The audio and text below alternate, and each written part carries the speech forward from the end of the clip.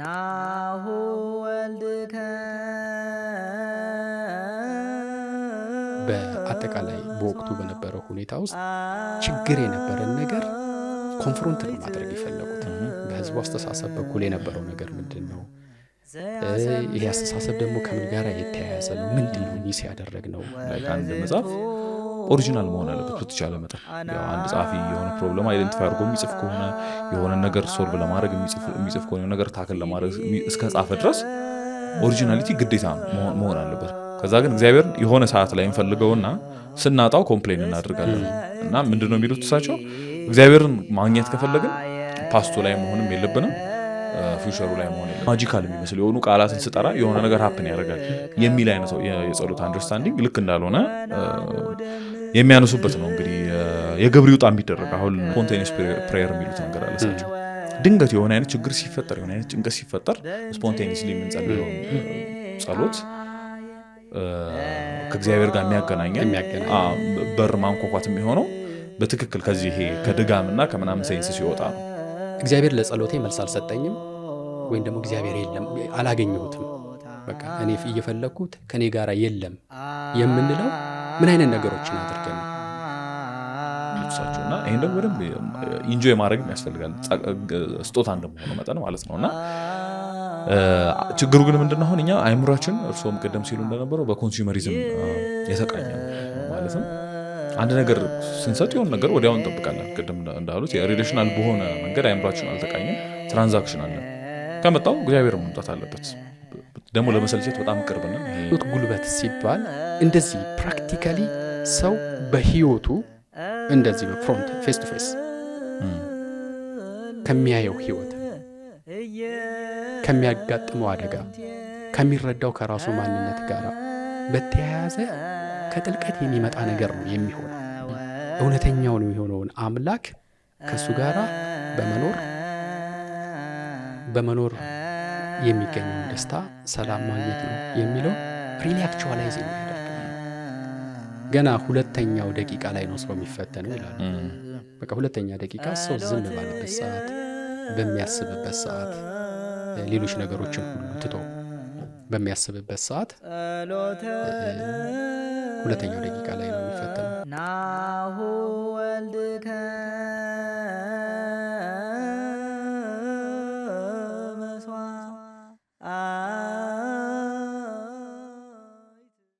ሰላም ጤና ይስጥልን ተመልካቾቻችን፣ እንደምንከርማችኋል እንደምንሰንብታችኋል። ይሄ የማውስ ፖድካስት ነው። የማውስን እንግዲህ ስትከታተሉ የነበራችሁ ተመልካቾች እንደምታስታውሱት የተወሰነ ጠፋ ብለን ነበር ለአንድ ለሁለት ወር አካባቢ። አሁን ግን ተመልሰን መጥተናል። ከዚህ በኋላ እንግዲህ በተከታታይ ሁሉንም የመጽሐፍ ዳሰሳውንም የፖድካስቱንም የበንተ ወንጌሉንም ሌሎችንም የሊተርጂ ሲሪየሶቹንም ይዘን ለመምጣት እንግዲህ ዝግጅታችንን ጨርሰናል ማለት ነው። ከዚህ በኋላ በተከታታይ እንመጣለን፣ አንጠፋም። ብዙዎቻችሁ ጠይቃችሁን ነበር ለምን እንደጠፋን። በተለያዩ ምክንያቶች ነበር ጠፍተን የነበረው። አሁን ግን በተከታታይ ዝግጅቶቻችንን ይዘን እንመጣለን ማለት ነው። ከዚህ በኋላ እንግዲህ ዛሬ ከቀሲስ ጋር ተመልሻለሁ ማለት ነው። እንዴት ነው ቀሲስ? እግዚአብሔር ይመስገን። እንዴት ነህ ኤርሚ? እግዚአብሔር ይመስገን ደህና ነኝ ቀሲስ። አስቀድሜ እንደተናገርኩት ዛሬ ከረጅም ጊዜ በኋላ ነበር ጠፋ ብለን መተን የነበረው። እንግዲህ እንደ መጀመሪያ ፕሮግራም የሚሆነው አሁን እኔና እርሶ የምናደርገው ውይይት ነው የሚሆነው ማለት ነው። እና ዛሬ የምንወያይበት ቶፒክ ሳይሆን መጽሐፍ ነው ዛሬ የምንወያየውና ለተመልካቾቻችንም ሰጀስት ለማድረግ በዚሁ አጋጣሚ የመጽሐፉን ይዘት የተወሰነ ለመዳሰስና እሱ ላይም የተወሰነ ሪፍሌክሽን ለማቅረብ ነው የመጣ ነው። ስለምንወያይበት መጽሐፍ የተወሰነ ነገር ልበልና ለአንደርድሮ ማለት ነው ለውይይቱ። በጣም ጥሩ። እሺ ቀሲስ፣ እንግዲህ መጽሐፉ ቢግኒንግ ቱ ፕሬይ የሚል መጽሐፍ ነው። የማይታወቅ መጽሐፍ ነው ለማለት ትንሽ አስቸጋሪ ይመስለኛል። ያው በተወሰኑ ሰርክሎች ውስጥ የሚታወቅ መጽሐፍ ነው ብዬ አስባለሁ። ያው እንደዚህ ኦርቶዶክሳዊ መንፈሳዊነትን የተወሰነ ኤክስፕሎር ለማድረግ የሚሞክሩና በእንግሊዝኛ ለተጻፉ የኦርቶዶክሳዊ ቤተክርስቲያን ሊትሬቸሮች የተወሰነ ኤክስፖዠር ያላቸው ልጆች የሚያውቁት መጽሐፍ ነው። ግን የማያውቁትም ሰዎች ይኖራሉ። ዛሬ በዚሁ አጋጣሚ ያውቁታል ማለት ነው። ቢግኒንግ ቱ ፕሬይ እንግዲህ ስለ መጽሐፉ የተወሰነ ጥቅል ገለጻ ለመስጠት ያህል በ1970 ፐብሊሽ የተደረገ መጽሐፍ ነው። ጸሐፊው ሜትሮፖሊታን አንቶኒ ብሎም ይባላሉ። እንግዲህ ሜትሮፖሊታን አንቶኒ ብሎም ማለት ከአብዮቱ በፊት በነበረችው ሩሲያ ውስጥ የተወለዱ ከዛ ደግሞ ፈረንሳይ ውስጥ ረጅም ዓመት የኖሩ በጣም ብዙ ረዘም ያለ ታሪክ ያላቸው ነው። እንግዲህ የመጽሐፉ አክቹዋሊ የመጀመሪያው ክፍል ላይ ኢንተርቪው አድርጋቸዋል አንድ ሰው ከእሱ ጋር የነበረውን ቃለ ምልልስ ማየት ይቻላል እና በጣም ፋሲኔቲንግ የሆነ የህይወት ጆርኒ ነው ያላቸው። አይ ቲንክ እሱንም ማየት ይቻላል እና ያደጉት ፈረንሳይ ነው። ለረጅም ዘመን ሐኪም ሆነው ነበረ ያገለገሉት። ከዛ በኋላ ደግሞ ሜትሮፖሊታን ሆነው አገልግለዋል ማለት ነው። ዩኬ ውስጥ የራሻ ቤተክርስቲያን ሜትሮፖሊታን ሆነው ማለት ነው ለረጅም ጊዜ አገልግለዋል ማለት ነው። እዚህ ጋር አንድ ለማንሳት የሚያስፈልግና በጣም ሬሌቫንት የሆነ ነጥብ ምንድን ነው? መጽሐፉ የታተመበትን ወቅት ማየት ያስፈልጋል። እንግዲህ 1970ዎቹ ውስጥ ሜትሮፖሊታን አንቶኒ ይሄንን ሲጽፉ እንግዲህ ዩሮፕ ውስጥ ነው ያሉት። ዩሮፕ ውስጥ ያኔ ምን ነበር የሚለውን የተወሰነ ማየት ያስፈልጋል እና 1960ዎቹ እንግዲህ ብዙ ጊዜ ይነሳል በታሪክ ውስጥ በጣም ብዙ ነገሮች ራዲካሊ ሺፍት ያደረጉበት ጊዜ ነው 1960ዎቹ። አሁን የተማሪዎች ንቅናቄ ቢባል እኛ ሀገር ብቻ ሳይሆን ግሎባሊ የነበረ እንቅስቃሴ ነው እና ካልቸራል ሪቮሉሽን የነበረበት ነው። ነባር የሆኑ ባህሎችን የመደምሰስና በአዲስ መንገድ የመተካት፣ ሁለተኛ ደግሞ በጣም ሬሌቫንት የሆነ ደግሞ ሴክሹዋል ሪቮሉሽን ነው። እሱም ይከናወን የነበረበት ጊዜ ነበር 1960ዎቹ እና የክርስቲያን ሴክሹዋል ኤቲክ አፕሳይድ ዳውን ኦልሞስት የተገለበጠበትና አዲስ ሴክሹዋል ኤቲክ ይተከል የነበረበት እንትን ነው። አክቹዋሊ ብዙ ጊዜ የማውስ ላይ ስናነሳ እንደነበረው ከኢንላይትመንት ከፍሬንች ሪቮሉሽን ወደኋላ ከዛ መልሰን ከዛ ጀምረን እንትን ልናደርገው ልንመለከተው የምንችል ታሪክ ነው ያለው እና ትሬስ ባክ ማድረግ እንችላለን ወደዛ። ግን 1960ዎቹ ግን በዋናነት ይሄ ሴክሹዋል ሪቮሉሽን የተፈጠረበት ጊዜ ነበረ። ሴክሹዋል ሪቮሉሽንን በተመለከተ ኢንትረስትድ ለሆኑ ሰዎች ለምሳሌ ምንድነው the rise and triumph of the modern self የሚል አንድ በጣም ጥሩ መጽሐፍ አለ። እሱ ማንበብ ለሚችሉ ሰዎች ሰጀስት አደርጋለሁ እና ይሄን ነገር ስንል አሁን በደምሳሳው ስንል ያው ምን እንደሆነ ብዙ ሰው ላይ ያረዳ ይችላል ሴክሹዋል ሪቮሉሽን ምን ማለት እንደሆነና ይሄን መጽሐፍ ቢመለከቱት በጣም ጥሩ ኮንቴክስት ይሰጣል። ከጂን ዣክ ሩሶ ጀምሮ ትሬስ ባክ ያደርገዋል አሁን የመጣውን የሴክሹዋል ሪቮሉሽን ነገር ማለት ነው እና እሱ ይከናወን የነበረበት ጊዜ ነው። የሂፒስ የሙቭመንት የሚባል ነገር ነበረ እና እሱም ጀስት ከማህበረሰብ ኖሩም የማፈንገጥና ይሄ በድራግ ራስን የመሳት ምናምን ብዙ ነገሮች የነበሩበት ጊዜ ነው 1960ዎቹ ማለት ነው እና እዚህ ላይም the age of nihilism የሚል መጽሐፍ አለ ፋዘር ጆን ስትሪክላንድ የጻፈው እና እሱም በብዙ መንገድ ከኒቼ ከማርክስ ጀምሮ ትሬስ ባክ ያደርገዋል ይሄንን ነገርና እሱንም የተወሰነ መመልከት ይችላሉ ተመልካቾቻችን።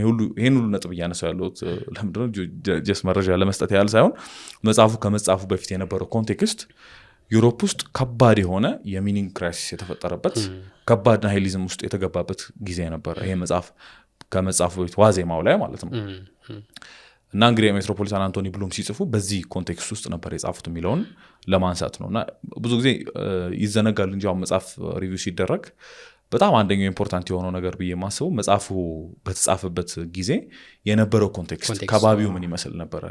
ይሄን መረዳት የመጽሐፉን ብዙ ነገር ለመረዳት ያግዛል። ከዘመኑ አንጻርም አገናዝቦ ለመረዳት በጣም ክሪቲካል ነገር ስለሆነ ማለት ነውና ያኔ እንደዚህ ሂፒዎቹ ሙቭመንት ሴክሹዋል ሪቮሉሽን እነዚህ ካልቸራል ሪቮሉሽኑ በሃይማኖት ኦርጋናይዝድ በሆነ የትኛውም ሪሊጅን ተስፋ የመቁረጥ ዝንባሌ በ1960ዎቹ ውስጥ በደንብ ጎልቶ ደምቆ የታየበት ጊዜ ነበረ። ከዛ በኋላ ከባድ የሆነ የሚኒንግ ክራይሲስ ኒሂሊዝም የምንለው ነገር ተፈጥሮ ነበረ። አንደኛው እሱ እንግዲህ ዲል ለማድረግ ደግሞ የተለያዩ እንቅስቃሴዎች መጥተው ነበር። አሁን ወደ ሌላ ዝርዝር ያስገባል እንጂ የተለያዩ ሙቭመንቶች ነበሩ ከትርጉም አልባነት ወደ ባለ ትርጉምነት ለመመለስ የሚደረጉ በጣም ብዙ ጥረቶች ነበሩ አት ዘ ሴም ታይም እና በዚህ ውስጥ የፕሮዲዩስ የተደረጉ ብዙ ሊትሬቸሮች አሉ ይሄንን ሳነሳ ማለት ነው። እንግዲህ አንደኛው የተጻፈው የሜትሮፖሊታን አንቶኒ ብሎም ቢግኒንግ ቱ ፕሬይ የሚለው መጽሐፍ ነው። እነሱ በዚህ የትርጉም ክራይሲስ ውስጥ ይናውዝ በነበረው ዩሮፕ ውስጥ እንትን ያለ መጽሐፍ ነው። እንግዲህ የመጽሐፉንም እንትን ለመመልከት እየሞከርኩ ነበርና በኦርቶዶክስ ሰርክል ብቻ ሳይሆን በሮማን ካቶሊክ ሰርክል በፕሮቴስታንት ሰርክል ራሱ በደንብ የሚነበብ ፌመስ መጽሐፍ ነው። እንደ ስፒሪቹዋሊቲ ሞደርን እንትን ተደርጎ ነው እንደ ክላሲክ ተደርጎ ነው የሚታሰበው ማለት ነውና በጣም ሬሌቫንት የሆነ መጽሐፍ ነው። እሱን ነው ሪቪው እያደረግን ያለ ነው። ዝም ብለን ስላገኘን ከሼልፍ ላይ መዘን አውጥተን ወይ ዝም ብለን እኛ ደስ ስላለን ሪቪው የምናደርገው ሳይሆን በጣም ሬሌቫንት የሆነ በጣም ብዙ አሁን እኛም ላለንበት ሁኔታ ብዙዎቻችን ላለንበት ሁኔታ ብዙ መፍትሄ ሊሰጥ የሚችል በጣም ብዙ ኢንሳይቶች ያሉት መጽሐፍ ነው እየዳሰስን ያለ ነው ማለት ነው። ሬሌቫንት ስለሆነ ነው ሪቪው የምናደርገው የሚለውን ነጥብ ለማንሳት ነው። ቀስ የተወሰነ ነገር ያክሉበትና ወደ ቀጣይ ጥሩ ነው። ጥሩ ኢንትሮዳክሽን ነው ኤርሚ። መጽሐፉን ያው ምናልባት ያነበቡትም ያውቁታል፣ ያላነበቡትም ከዚህ በኋላ ሲያነቡት በደንብ አንተ ተናገርካቸው ነገሮች በደንብ ያያሉ ብዬ አስባለሁኝ። እኛም መጽሐፉን ስንመርጥ እንደዚህ አይነት ሀሳብን ሊያጭር የሚችል አሁንም ያለንበትን ሁኔታ ከዚህ ጋር በተያያዘ ያለውንም የእኛንም ሁኔታ ለማሳየት የተሻለ ኢንሳይት ሊሰጥ ይችላል፣ ግባት ሊሆን ይችላል የሚልም እምነትም ስላለን ነውና መጽሐፉ በደራሲውም በኩል በተጻፈበትም ዘመን ምን አይነት ኮንትሪቢዩሽን ሊኖረው ይችላል የሚለውን ነገር ያው የመጽሐፉ ይዘት የሚያሳይ ይመስለኛል። እና በተለይ አንብቦ ለሚረዱ ሰዎች ማለት ያው በእንግሊዘኛ የተጻፈ ስለሆነና የተተረጎመ ስላልሆነ ለሚረዱ ሰዎች ጥሩ መጽሐፍ እንደሚሆን ነው የማስበው። ይወዱታል፣ በደንብ እንዲያስቡ ያደርጋቸዋል ብዬ አስባለሁ። እኛም የመረጥንበት ከዚህ አንግል ስለሆነ ጥሩ ኢንትሮዳክሽን ነው። ኒስ ጥሩ በጣም ቀስ እስቲ ስለ መጽሐፉ የተወሰነ ነገር እንበል። ወደ ሪፍሌክሽኖቻችን ከመግባታችን በፊት መጀመሪያ ስለ መጽሐፉ የተወሰነ ጥቅል ይሻላል ምስል ለመስጠት ኦቨርቪው መስጠትና ይሻላል እሱ ላይ የተወሰነ ይበሉና እኔም አክላሉ። ቀሲስ በጥቅሉ መጽሐፍ አሁን ስለ ቢጊኒንግ ቱ ፕሬይ ስንል በጥቅሉ ይግለጹት ቢባሉ እንግዲህ ርዕሱ ምንድነው? ቢጊኒንግ ቱ ፕሬይ የሚለውን ቅድምም እያወራን ነበር። ያው በዋናነት ያው ጸሎትን መጀመር ልንለው እንችላለን። ማለት ያንድ ሰው እሳቸውም ጸሎትን እኔም አብሬ ከናንተ ጋራ እንደ መጀመር አድርጋችሁት ቁጠሩት ይላል። ለሆነ ለኤክስተርናል አካል ወይም በሆነ ደረጃ ላለ ሰው ብቻ ሳይሆን ለማንኛውም ሰው መልሶ ስለ ጸሎት ህይወቱ ራሱ ስለ ጸሎት መልሶ እንዲያስብ ሊያደርግ የሚችል ከእንደገና ደግሞ የሚደረግም የሚታሰብ ብቻም ሳይሆን እንዴት ነው ስለ ጸሎት የምናስበው፣ በተመሳሳይ ደረጃ ደግሞ ጸሎት የምናደርግበት መንገድ ምን ይመስላል፣ ምን አይነት ልምዶች አሉ፣ እነዚህ ነገሮች ሊወክል የሚችል ርዕስ የሰጡት ነው የሚመስለኝ። እንግዲህ ያው በተሻለ ቃል ርዕስ ሊሰጠው ይችላል፣ ግን ያው ጠቋሚ ነገር አለው ርዕሱም ራሱ። እንግዲህ ይህንን ለማሳየት በሚችል መልኩ ነው ውስጥ ያሉትንም ምዕራፎች ያዋቀሩት እና ያው ምዕራፎቹን ያው አንተም እንዳያቸው መጀመሪያ ላይ በአንድ ጸሎት የሚያደርግ ሰው ሊገጥመው ይችላል የሚለውን ችግር ለማሳየት ይሞክራሉ። በጸሎት ጊዜ መልስ አጣሁኝ፣ እግዚአብሔር ጸሎቴን እየሰማው አይደለም፣ ዘግይቷል እና ይህንን የመሳሰሉ ነገሮችን ለመገምገም ስለፈለጉ መጀመሪያ ላይ እንደ ግራውንድ ይህንን ማስቀመጥ ስለፈለጉ ዘ አብሰንስ ኦፍ ጋድ ሰው እግዚአብሔርን አላገኘሁትም የሚለውን ይህንን ንግግር ከየት ሊያመጣው ይችላል? በምን አይነት ሁኔታ ውስጥ ነው የሚፈጠረው እንዲህ አይነት አስተሳሰብ? በጸሎት ጊዜ እግዚአብሔር ነው የማይኖረው ወይንስ እኛንን ማንኖረው የሚለውን ይህንን ኢቫሉዌት የሚያደርጉበት መጀመሪያ ቻፕተር በዛ ይጀምራሉ። እዛ ላይ በደንብ የሚያወያዩ ነገሮች፣ በደንብ እንድናስብ የሚያደርጉ ነገሮችን አንስተዋል ብዬ አስባለሁኝ። ከዚህ በኋላም እንግዲህ ሁልጊዜ የምናውቀው ራዕይ ዮሐንስ ላይ ያለውን በር ማንኳኳት የሚለውን ጥቅስ ይዘው ከዛ አንጻር የሚያነሷቸው ነገሮች አሉ። በር ማንኳኳት ስንል ምን ማለት ነው? እንዴት አድርገን ነው የምናንኳኳው? በዚህ በኩል ደግሞ ያለንበት ሁኔታ ወይም ምን አይነት ችግር ነው ሰው ያለበት ያለውን ጠቅላላ ነገር እዛ ላይ ይዳስሳሉ። እንደኔ ችግሩንም በደንብ አድርገው ለማመልከት ችለዋል ብዬ አስባለሁ። በደንብ በተለይ አንዳንዴ ነገሮችን እኛ ያው ቀለል አድርገን እናስባቸዋለን። ብዙ ጊዜ የሚደጋገሙ ነገሮች እዛ የሚደጋገሙ ነገር ውስጥ ችግር ያለ አይመስልንም። ግን በሚደጋገመው ነገር ውስጥ ያለውን እንከን ማሳየት ችሏል ብዬ አስባለሁ በዚህ ሐሳብ ውስጥ እና ስለ በር ማንኳኳት ይናገራሉ። ከዛ በኋላ እንግዲህ ያው ያሉትን መፍትሄዎች እንዴት አድርገው ነው ታይም አጠቃቀም የጸሎትን ጊዜ ያነሳሉ። ከእንደገና ደግሞ ወደ እግዚአብሔር መቅረብ፣ ወደ ራስ መመለስ፣ ስለ ጸጥታ አሁን ላይ ሆኖ ጸሎትን ስለማድረግ በዚህ ውስጥ ደግሞ የተለያዩ ሰዎችን ተሞክሮ በምንኩስናው ዓለም ያሉትንም በተለያየ አይነት በኖላዊነት በምእመናንና በካህናት መካከል የራሳቸውንም ልምድ ጨምሮ ይሄንን ሁሉ ጨምረው ጸሎት በትክክል ምን አይነት ነገሮችን ሊይዝ እንደሚገባና በትክክልም ሲደረግ በትክክልም ሳይደረግ ምን አይነት ነገሮችን ሊያሳይ እንደሚችል የሚጠቅሙ ብዙ ምሳሌዎችን ውስጥ አንስተዋል። እያንዳንዱ ምሳሌ ቆም ብለን እንድናስብ የሚያደርግ ነው። እንግዲህ በተወሰነ መልኩ ያው እነሱንም እያነሳናቸው እንሄዳለን ብዬ አስባለሁ እና በዚህ መልኩ ሄደው እንግዲህ መጨረሻ ላይ ልክ እንደ ኮንቴምፕሌሽን ወይም እንደ ሜዲቴሽን እንድናስባቸው 2 ታሪኮችን ጽፈዋል። አጭር መጽሐፍ ነው። አጠቃላይ ከ120 ፔጅ አይበልጥም። እንደዛ አካባቢ እንትን አይልም። የተጻፈበትን መንገድ ማለት እንደ ሌሎች የቴዎሎጂካል መጽሐፍት ሲስተማቲክ በሆነ ወይ ኮምፕሊኬትድም አይደለም፣ ለመረዳትም የሚቸግርም አይደለም። ኮንቨርሴሽናል በሆነ ወይ ከዛ ደግሞ እንትኑም ቋንቋውም ፍሰቱም የትኛውም ሰው አንብቦ ሊረዳው የሚችል ሰው ነው። እንደዛም ሆኖ ግን ስቲል በደንብ ደግሞ ቆም ብሎ እንዲታሰብ የሚያደርጉ ነገሮች ደግሞ ውስጡ አለ እንጂ መጽሐፉን አንድ ሰው ላይክ በግማሽ ቀን እንደዚህ አንብቦ ሊጨርሰው ይችላል፣ ሊያየው ይችላል።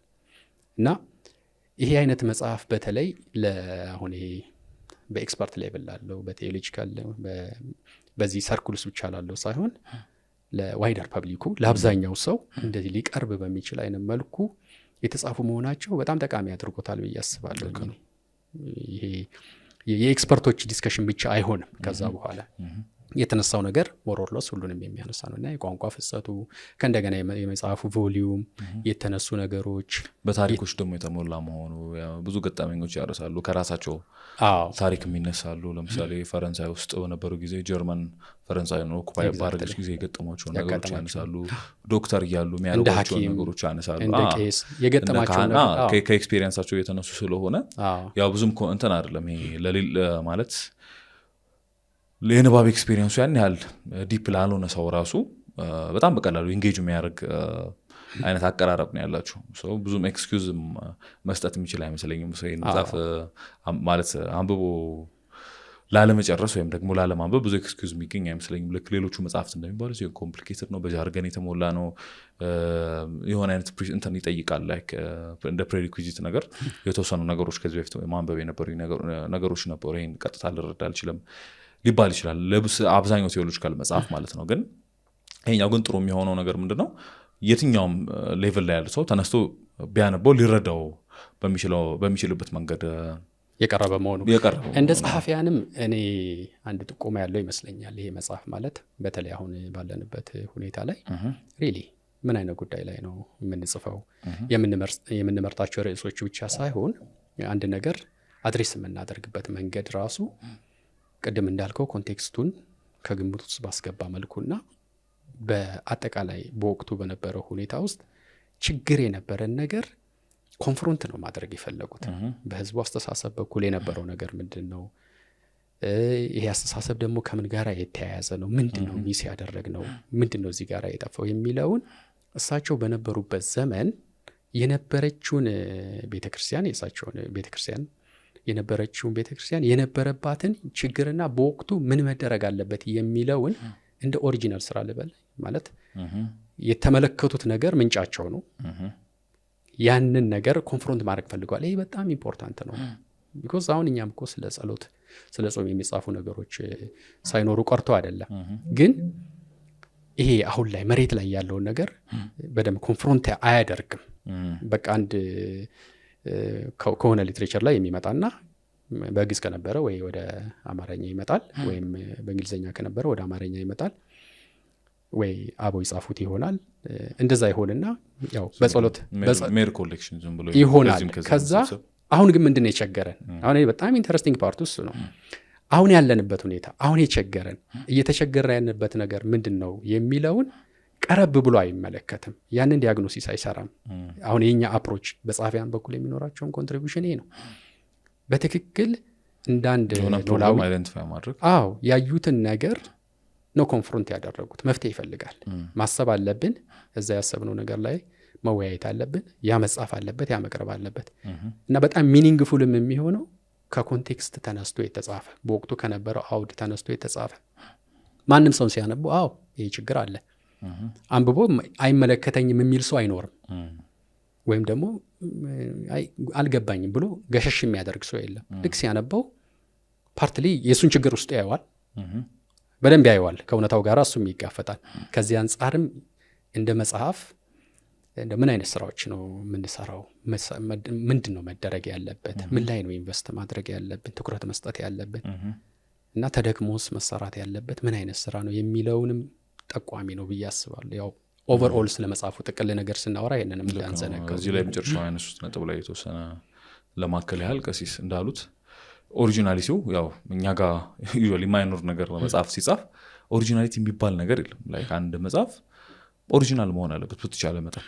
ያው አንድ ጻፊ የሆነ ፕሮብለም አይደንቲፋይ አድርጎ የሚጽፍ ከሆነ የሆነ ነገር ሶልቭ ለማድረግ የሚጽፍ ከሆነ የሆነ ነገር ታክል ለማድረግ እስከ ጻፈ ድረስ ኦሪጂናሊቲ ግዴታ ነው መሆን አለበት እና ያው ሌሎች ጻፊያን ላይ የምናየውና የኛ ሀገር ጻፊያን ላይ ላክ የምናደርገው ቤዚክ ነገር እሱ ነው። እርሱም እንዳሉት ኦሪጂናሊቲ ነውና በጣም ኦሪጂናል ነው መጽሐፉ። ኦሪጂናል ስራ ነው ልንለው እንችላለን እና አይደንቲፋይ ያደረጉትን ችግር በደንብ ታክል ያደረጉበት መንገድ በጣም ዲፕ ነው ማለት የአባቶችን ሊትሬቸሮች የመነኮሳት ሊትሬቸሮች ዩቲላይዝ ያደረጉበት መንገድ በጣም ዋይዝ ነው። እነዚህ ሁሉ ነገሮች ያው እንዳሉት አስተማሪ ናቸው፣ ጠቋሚ ናቸው ለሚጽፉ ሰዎች ቤዚካሊ ማለት ነውና ሌላ ግን ቅድም ያነሳሁት ሲጽፉ በነበረበት ዘመን ከነበረው ይሄ በነበሩት ሙቭመንቶች ምክንያት የመጣው ክራይሲስ ሚኒንግ ክራይሲስ ብዙ መፍትሄ ያልሆኑ መፍትሄዎች ግን ሰዎች ያው ተስፋ መቁረጥ ከመግባታቸው የተነሳ የትኛውንም ነገር በቃ ወደ መፍትሄ ብሎ ወደ መከተል ማለት ነው የሆነ የሚኒንግ ረሃብ ከረሃቡ ሁሉ የከፋው ረሃብ መሆን አለበት ብዬ አስባለሁ እና በዛ ረሃብ ምክንያት የትኛውንም ተስፋ የሚሰጣቸው ነው ነገር አሁን የኔጅ ሙቭመንትን ብንል በዛ ጊዜ ነው የፋሪስት ሪሊጂየስ ፕራክቲሶች ሪቹዋሎች ምዕራቡ ዓለም ውስጥ በደንብ ዲፕሊ ሩትድ መሆን የጀመሩት የዛን ጊዜ ነው ምናምን እና ሌሎችም እንቅስቃሴዎች ነበሩ በፕሮቴስታንቶቹም በኩል ይሄ ከዚህ የሚኒንግ ክራይሲስ ለመውጣት እንትን የሚሉና በዛ ሰዓት እንደዚህ አይነት ፕሮፋውንድ የሆነ አባቶችን መሰረት ያደረገ የመነኮሳት ሊትሬቸር የአባቶችን ሊትሬቸር መሰረት ያደረገ ዲፕሊ አሴቲክ የሆነ ፕሮብለም አይደንቲፋይ አድርጎ ኦሪጂናል በሆነ ወይ ለዛ ሶሉሽን የሰጠ መጽሐፋቸው በጣም የሚያስመሰግናቸው ነው። ምክንያቱም ሌሎች ሀሳቢ መፍትሄዎች እየቀረቡ ስለነበረ በጊዜው ማለት ነው እና ቅድም ኮንቴክስቱን ያነሳው ዝም ብሎ ኮኢንሲደንስ አይደለም። 60ዎቹ ውስጥ እንደዚህ አፕን አደረገ 70ዎቹ ውስጥ እሳቸው ጻፉ ሳይሆን 60ዎቹ ውስጥ አፕን ያደረጉት አብዛኞቹ ዘሶኮልድ አብዮቶች ብዙ ችግር እየፈጠሩ ነበረ። እነሱን ኮንፍሮንት ለማድረግ የመጡ ደግሞ ትክክለኛ ያሉና ሐሰተኛ መፍትሄዎች ነበሩና ያኔ የተገኘ እውነተኛ መፍትሄ የሚያመላክት የሚጠቁም መጽሐፍም ጭምር ሆኖ ነው ያገኘሁት ለማለት ነው። እንዲሁ ጠቅል ገለጻውን ለመስጠት መሰረታዊ ነገሮችን ነካክተዋቸዋል ቀሲስና የተወሰኑ ነገሮች እኔም ላክልና እርሶም ሪፍሌክት እያደረጉባቸው ይሄዳሉ። ለምሳሌ የመጀመሪያው ስለ አብሰንስ ኦፍ ጋድ እርሶም እያነሱት ነበር። የእግዚአብሔር አብሰንስ ብሎ የሚያነሱት ነገር አለና ሁለት ነገር ነው። አንደኛው ይሄ የእግዚአብሔር አብሰንስ ነው። ሁለተኛ ደግሞ የኛ አብሰንስ ነው። የእግዚአብሔር አብሰንስን እሳቸው የሚመለከቱት የኛ መሻት ምን ያህል ነው፣ ምን ያህል ዲፕ ነው ማለት እሱ ራሱን ሰውሮ ወይም ደግሞ ራሱን ሳይገልጥልን በመቆየታችን ምንድነው ሬሌቫንሱ፣ ለምሳሌ ረጅም ጊዜ መቆየታችን ምንድነው ሬሌቫንሱ የሚለውን ነገር ሲያነሱ ያው የኛን መሻት ቴስት ለማድረግ ነው። ምን ያህል እንፈልገዋለን የምር እግዚአብሔርን ምን ያህል እንፈልገዋለን የሚለውን ቴስት የሚያደርጉ በእኛ ፔሸንስ በትዕግስታችን ነው። እርሱ ምን ያህል እንጠብቀዋለን በሚለው ውስጥ ነው ያን ፔሸንስ ቴስት የሚያደርጉት አንደኛው። ሁለተኛው ደግሞ ሬርሊ ነው እኛ ደግሞ ፕሬዘንት የምንሆነው እና ይህን ደግሞ ልብ አንለውም እኛ ላይ ከእርሶ ጋርም እያወራንበት ነበርና አብዛኛውን ሰዓት ፕሬዘንት አይደለንም እኛ። ከዛ ግን እግዚአብሔርን የሆነ ሰዓት ላይ እንፈልገውና ስናጣው ኮምፕሌን እናደርጋለን እና ምንድነው የሚሉት እሳቸው እግዚአብሔርን ማግኘት ከፈለግን ፓስቶ ላይ መሆንም የለብንም፣ ፊውቸሩ ላይ መሆን የለብንም። ፓስቶ ላይ ያለው ምንድነው ኖስታልጂያ ነው ያለው ወደ ኋላ ስንሄድ ማለት ነው ትዝታ ምናምን ያለው። ወደ ፊውቸሩ ስንሄድ ደግሞ ጭንቀት አንዛይቲ ነው ያለው እና ሁለቱ አያስፈልጉም። ፕሬዘንት ኢተርናል ፕሬዘንስ የእግዚአብሔር ኢተርናል ፕሬዘንስ ውስጥ መገኘት ነው ጸሎት ነው የሚሉት እሳቸው እና እዛ ፕሬዘንስ ውስጥ ካልገባን በስተቀር እግዚአብሔርን እንዴት ልናገኘው እንችላለን? ያ ናው እኛ ዮም የምንለው መሆን አለበት እሱ ነገር ይመስለኛልና ያቺ ናው ውስጥ መግባት አለብን እግዚአብሔርን ለማግኘት እና ፓስቱም ፕሬዘንት እንትኑም ፊውቸሩ ሁለቱም የየራሳቸው ኤክስትሪም አላቸው። እኛ ፕሬዘንት መሆን እስካልቻለን ድረስ ስንናገረው በጣም ቀላል ሊመስል ይችላል፣ ግን በጣም ከባድ ነገር ነው ያኔ ፕሬዘንት መሆን መቻል ማለት ነውና እግዚአብሔር ማግኘት ከፈለግን የእውነት ፕሬዘንት መሆን አለብን። ፕሬዘንት ካልሆን ድረስ እግዚአብሔርን አናገኘውም የሚል ነገር ያነሳሉ። ይሄ የአብሰንሱ ጉዳይ በተመለከተ ማለት ነው። ሁለተኛ ይሄ ደጅን ማንኳኳት ይሄ ኖኪንግ አት ዘ ዶር የሚለው ቻፕተር ላይ ከዚህ አብሰንስ ቀጥሎ ደግሞ በር ማንኳኳት ደጅ መጽናት ይኖራል። ያን በር ማንኳኳት ማለት ግን ያን ደጅ ስናንኳኳ ማናስባቸው ነገሮች አሉ። ለምሳሌ ጸሎት እግዚአብሔርን ደጅ ማንኳኳት ነው ብለን እናስባለን። ግን ያ ማለት ግን ምንድነው ለምሳሌ የእግዚአብሔር ደጅ ማንኳኳት ስንል ምንድነው ኤግዛክትሊ እያለን ያለ ነው የሚለውን በደንብ ማየት ይፈልጋልና እሳቸው ምንድነው የሚሉት ጸሎትን እንደ ሪሌሽንሺፕ ነው የሚመለከቱት።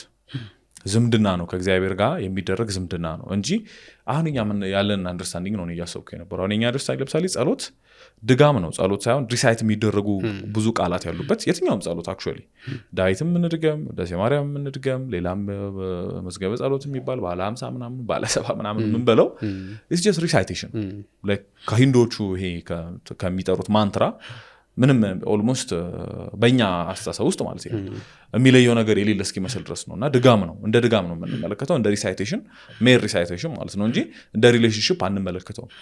እንደዚህ አይነት ይሄ ፎርማል ብዬ ራሱ ለመጥራት ይቸግረኛል። ግን እንደዚህ አይነት ይሄ ኦልሞስት ማጂካል የሚመስል የሆኑ ቃላትን ስጠራ የሆነ ነገር ሀፕን ያደርጋል የሚል አይነት የጸሎት አንደርስታንዲንግ ልክ እንዳልሆነ የሚያነሱበት ነው። እንግዲህ የግብር ይውጣ የሚደረግ አሁን አንድ ወዳጅ እንደውም እያለኝ ነበረ እኛ ጋር መነበብ ያለባቸው ለምሳሌ በጸሎት ጊዜ መነበብ ያለባቸው መጽሐፍት እየተነበቡ ጊዜ አልበቃ ካለ አንተ አንደኛውን ገጽ አንብብ፣ አንተ ያኛውን ገጽ አንብብ ይባልና አንደኛው ግራኛውን ገጽ እያነበበ አንደኛው ቀኙን እያነበበ ጸሎቱ ተደግሞ ያልቃል። ፖይንቱ ምንድነው? ማለቅ አለበት፣ ተደግሞ ማለቅ ስላለበት ነው። ስለዚህ የሆኑ እነዛ ቃላት መባል ስላለባቸው ነው። እንደ ሪሌሽንሺፕ እንደ ዝምድና የግብር ይውጣ መደረግ ስላለበት የሚደረግ ነገር አድርገን ነው። እና እሱ ምንም ማንኳኳት ብለን ልንጠራው አንችልም። እንደዚህ አይነቱን ጸሎት ማለት ነው እንደ ጸሎቱም ልንጠራው አንችልም። እና ይሄ ቤዚክ ነገር ነው። ሁለተኛው ሌላ ከዚህ ጋር ተያይዞ መንሳት ያለበት የሚመስለኝ ነጥብ በኦርቶዶክሳዊ ነገር መለኮት አንደርስታንዲንግ ውስጥ ስክሪፕቸርስ ወይም ይሄ ቅዱሳት መጽሐፍት ቤዚካሊ ሊተርጂካል መጽሐፍት ቴክስቶች ናቸው። አሁን የፕሮቴስታንቱ አንደርስታንዲንግ ለምሳሌ ስንመለከቱ የዲቮሽናል ቴክስቶች ናቸው፣ ፐርሰናል ዲቮሽናል ቴክስቶች ናቸው። የእኛ ግን ሴቲንጉ ራሱ በሊተርጂ አውድ እንዲነበቡ በሌላ ውይይት እያነሳ ነው ነበር። በሊተርጂ አውድ እንዲነበቡ ልክ የኤማሁስ መንገደኞች እንደገጠማቸው ማለት ነው። እና በሊተርጂ አውድ እንዲነበቡ ከዛ በኋላ ደግሞ በሊተርጂ አውድ እንዲነበቡ ስንል ደግሞ የህብስቱ መቆረስና የብሬኪንግ ኦፍ ብሬድ እና የመጽሐፍት መገለጥ ኦፕኒንግ ኦፍ ስክሪፕቸርስ ማለት ነው። ሁለቱ ነገር አብረው የሚሄዱ ነገሮች ናቸው። መጽሐፍት ተገለጡ ማለት ያው እንደ ፊዚካሊ ተገለጡ ማለት ሳይሆን ለእኛ እንዲረዱ ሆኖ ምስጢራቸው ተገለጠ፣ ምን እያሉ እንደሆነ ገባን በሚለው አንደርስታንዲንግ ማለት ነውና ሁለቱ አንድ ላይ የሚሄድ ነገር ነው። ዲቮሽናል ቴክስት ብቻ ስላልሆነ ማለት ነው። ኦፍኮርስ ለብቻችን እናነባለን። ግን ከኮሚኒየን አውድ ወጥቶ ከማህበሩ ከክርስቲያን ማህበር አውድ ወጥቶ ጀስት ዲቮሽናል በቃ አንድ ሰው ሲፈልግ የሚያነበው ኤክሳይትድ የሚሆንበት የሚመሰጥበት አይነት ሊትሬቸር ሳይሆን ፒውርሊ ሊተርጂካል ቴክስቶች ናቸው ብለን ነው የምናስበው እኛ። እና ለስርዓት አምልኮ የተዘጋጁ ኤግዛክትሊ እዛው ሲሆኑ አዲስ ምስጢር የሚገልጡ በስርዓት አምልኮ አውድ የምንረዳቸው ቅዳሴ ላይ ስንቆም የምንረዳቸው እንደሆነ አድርገን ነው የምንረዳው የምናስበው ማለት ነው። እና እነዚህን እንደ ድጋም ስንመለከታቸው ለምሳሌ እነዚህን መጽሐፍት ስናነብ ስክሪፕቸርም ስናነብ ሌሎችንም የጸሎት መጽሐፍት ስናነብ ከዚህ አውድ አስወጥተናቸው ጀስት የሆኑ ቃላትም እንደመድገም አድርገን ከተመለከትናቸው ያው እሳቸው እንደሚሉት በሩ ማንኳኳት ሊሆን አይችልም። በሩ ማንኳኳት ዲፕ የሆነ ሪሌሽንሺፕ ነው በሁለቱም ሴንስ። አክቹዋሊ መደበኛ በሆነውም ጸሎት ይሄ ፎርማል በሆነው ጸሎት ይሄ የተጻፉ የጸሎት መጽሐፍትን በምንጸልይበት ጊዜ የቤተክርስቲያን የጸሎት መጽሐፍት ማለት ነው መደበኛ ሲሆን፣ ሁለተኛ ደግሞ ስፖንቴኒየስ ፕሬየር የሚሉት ነገር አለ። እሳቸው ድንገት የሆነ አይነት ችግር ሲፈጠር የሆነ አይነት ጭንቀት ሲፈጠር ስፖንቴኒየስሊ የምንጸልየው ጸሎት ከእግዚአብሔር ጋር የሚያገናኘን በር ማንኳኳት የሚሆነው በትክክል ከዚህ ይሄ ከድጋምና ከምናምን ሳይንስ ሲወጣ ነው። እና ይሄኛው ድንገተኛ ያሉት ስፖንቴኒየስ የሆነው ጸሎት እንትን ነው ሪል ነው ማለት ጨንቆህም ስለሆነ ተቸግረህም ስለሆነ እና ኦቴንቲክ ነው እሳቸው እንደሚሉት ማለት ነው። ያኛው ደግሞ የጸሎት መጽሐፍ ደግሞ በቤተክርስቲያን የምንጠቀማቸው የጸሎት መጽሐፍት ደግሞ ዲፕ ናቸው። ዴፕዝ ደግሞ ከእነሱ እናገኛለን ነው። እና ሁለቱን ነገሮች አዋህደን የምናያቸው ወይም ደግሞ አንድ ላይ አድርገን የምናያቸው ነገሮች ናቸው እንጂ ሁለት ሰፓሬት እንደሆኑ ነገሮች አድርገን አንመለከታቸው። መጀመሪያ እንደዚህ ስፖንቴኒየስ ፕሬየር እና ይሄ ፎርማል የመደበኛ ጸሎት ያልናቸውን ነገሮች ማለት ነውና ግን እነሱንም ስናደርጋቸው ግን እውነተኛ የደጅ ማንኳኳት እንዲሆን ከፈለግን ከዚህ አይነት አንደርስታንዲንግ መውጣት ያስፈልጋል። ይሄ ጀስት የሆኑ የሚደገሙ ማንትራዎች እሳቸው ይላሉ አንደኛው ክፍል ላይ እና ከዛ አይነት አንደርስታንዲንግ መውጣትና ዲፕሊ እንደ ሪሌሽንሺፕ ማየት ይኖርብናል። ከእግዚአብሔር ጋር ህብረት እያደረግን እንደሆነ ማሰብ ይኖርብናል የሚለውን ነገር ያነሳሉ ማለት ነው። ልክ ነው ኤርሚ። እንግዲህ ይሄ አብሰንስ ኦፍ ጋድ ወይም እግዚአብሔርን አጣሁት ወይም ደግሞ እግዚአብሔር የለም እኔ እየጸለይኩኝ ነው እኔ ቦታው ላይ ያለሁኝ የሚለውን ያነሱበት ቦታ በጣም ለመጽሐፉም በጣም መሰረታዊ ፋውንዴሽናል ነገር ነው። ሪሊ በጣም ቆም ብሎ ለማሰብ በተለይ በሰው በኩል ያሉትን ክፍተቶች ከእንደገና ደግሞ እንደ ልምድ የምናደርጋቸውንም ነገሮች እንድናይ የሚያደርግ ቻፕተር ነው። በጣም ኢምፖርታንት ነው። እንግዲህ እዛ መጽሐፍ ላይ አሁን ከሰው የጀመሩት ነገር በጣም ጥሩ ነው። ለምሳሌ ጸሎት የሚያደርግ አንድ ሰው እኔ ጸሎት አደርጋለሁኝ፣ በእኔ በኩል የጎደለ ነገር የለም፣ ደጁን አንኳኳለሁ፣ ነገር ግን እኔ ይህንን እያደረግኩኝ ከእግዚአብሔር ዘንድ መልስ እያገኘው አይደለም።